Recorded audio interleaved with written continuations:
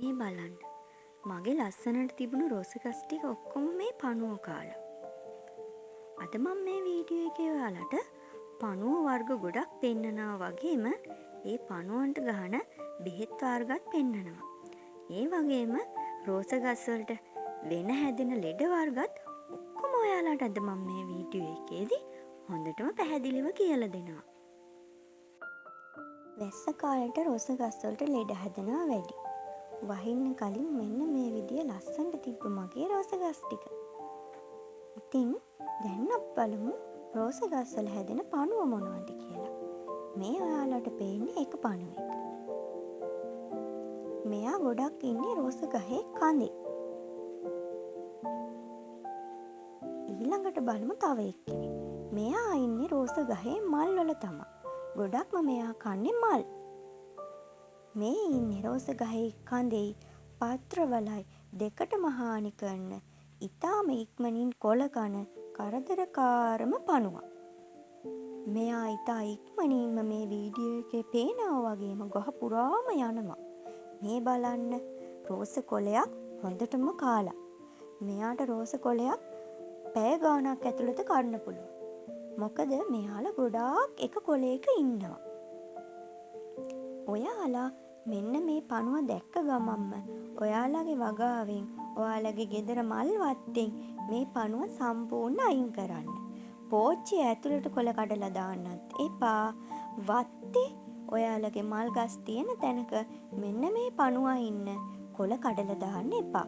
මොකද එයා ඉක්මනින් අනිත් මල් ගස් වලටත් බෝ වෙන්න පුළුවන්. ඉතින් මං එයාව අයින් කරාට පස්සේ හිතුවා මගේ මල් පිපුණු රෝස ගස් ටික කප්පාදු කරා නම් වඩාත් හොඳයි කියලා.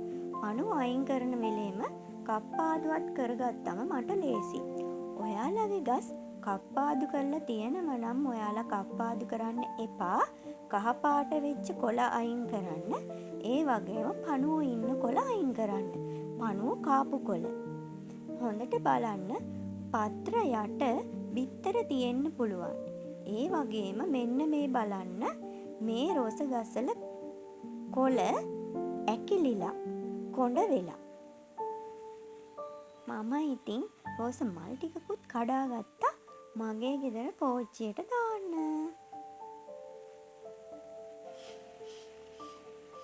මම ඉතින් අයින් කරගත්ත රෝස කොළ රෝස හතු බිම වැටිලා තියෙන ඒවා හොඳට අතු ගාලා එක තැනකට එකතු කරා. ඊට පස්සේ මම කපන්න එහාට ගනිපු රෝස ගස් ආපහු තිබ්බ තැනින්ම තිව්වා. ඔයාලත් රෝස ගස් කප්පාදු කරලා මේ විදියට රෝස ගස් ඇතුලේ තියෙන කොළත් අයින් කරන්න.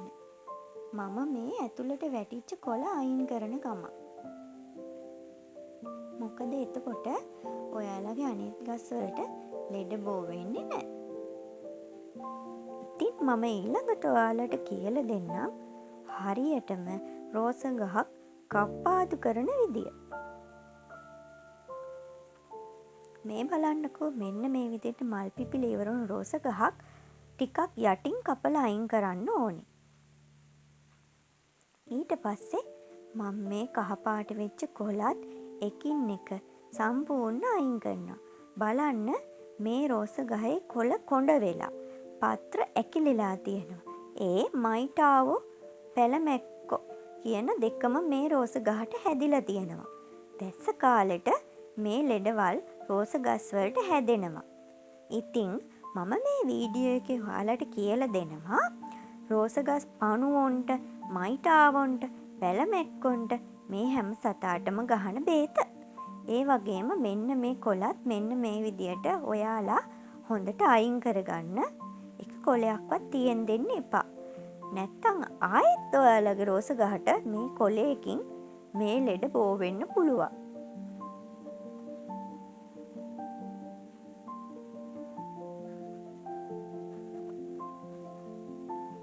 ඉතින් මම රෝස ගස් ටික මෙන්න මේ විදියට කහ පාට කොළ අයින් කරලා හොඳට කප්පාදු කරලා පැකට් ඇතුලේ තියෙන කොළත් අයින් කරගත්තා. ඉතින් අපි ඊළඟට බලමු මොකද්ද මම යූස් කරන බෙහෙත් එක කියලා.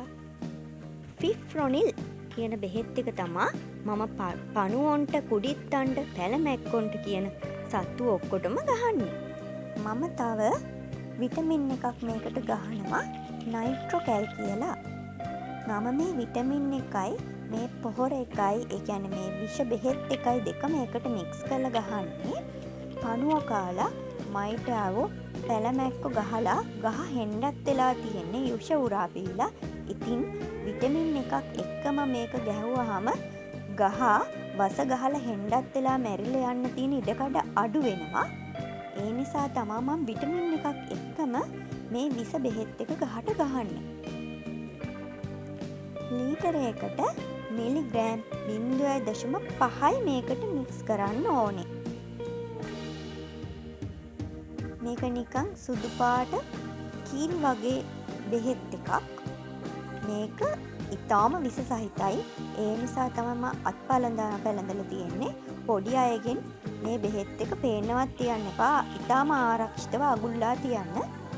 ඒ වගේම තමයි මේ නයිට්‍රෝකැල් කියන විටමින් එකත් මම ලීටරයකට 0.5 මිලිග්‍රෑම් මික්ස් කරන්නේ. ඉතින් මම මෙන්න මේ විදිහට වතුර දාලා මේක මික්ස් කරගෙන ගහට ස්ප්‍රේ කරන්න ඕනේ. ඔයාලා පණුව හිටපු ගස්වලට විතරක් මේක ස්ප්‍රේ කරන්න එපා. අනිවාර්යෙන්ම පණුව හිටපු නැති ඔයාලගේ හොඳට තිබ්බ රෝස ගස් වලටත් මේක අනිවාර්යෙන් ස්ප්‍රේ කරන්න. මොකද මේ පොඩි පණුව අනෙක් ගස් වලත් බිත්තර දාලා තියෙන්න පුළුවන්. ඊට පස්සේ ටික දවසකින් ආපහු ඔයාලගේ ගස්වල පණුව හැදෙනවා. ඒ නිසා ගහ හොඳට නෑවෙන්න මල්, කොළ, කඳ ඒ වගේම පස් මිශ්‍රණයට හොඳට මේක ස්ප්‍රේ කරන්න. මේ පෙන්නලා තියෙන විදියට. මම රෝස ගහක මගේ පොහොට්ටුවක් කාලා තියෙනවා. මම ඒ පොහොට්ටුව ඇතුළටම වගේ මේක ස්ප්‍රේ කරනවා.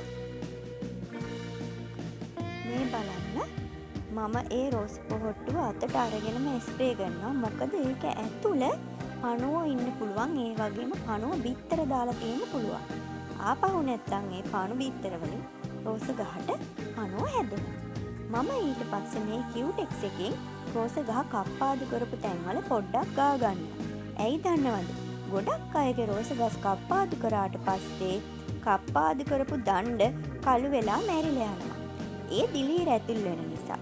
අන්න ඒක වළක්ව ගන්න තමයි මම මේ පොඩි කියුටෙක්ස් එක යොදාගන්නේ. ඔයාලටත් පුළුවන් මේ කියුටෙක්ස් එක ගාලා ඔයාලගේ ගස් කප්පාදු කරාට පස්සේ මැරෙන එක නවත්ත ගන්න. ඉතින් මේ වීඩියෝ එකෙන් ඔයාලා ගොඩක් දේවල් දැනගත්ත කියලා මම හිතනවා. ගිහින් එන්නම්. සුබ දවසක්.